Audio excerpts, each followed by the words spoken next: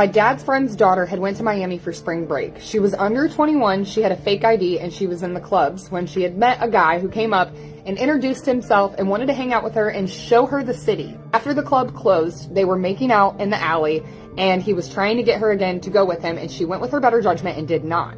When she woke up in the morning, her mouth and her face from her nose down was completely swollen. She was broken out in all of these blisters, and she had this oozing sensation coming out of these blisters, making it hard for her to talk and making it hard for her to drink and swallow.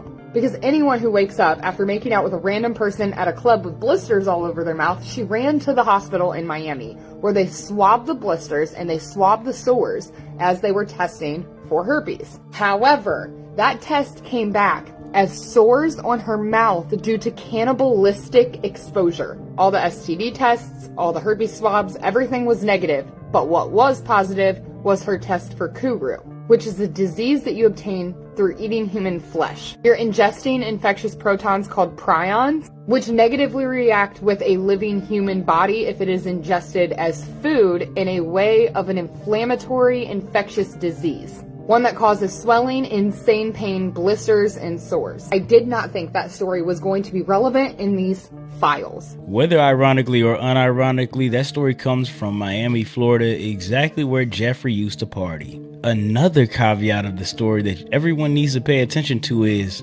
that means that the flesh was still on his lips. White people, y'all not angry enough to take your country back yet?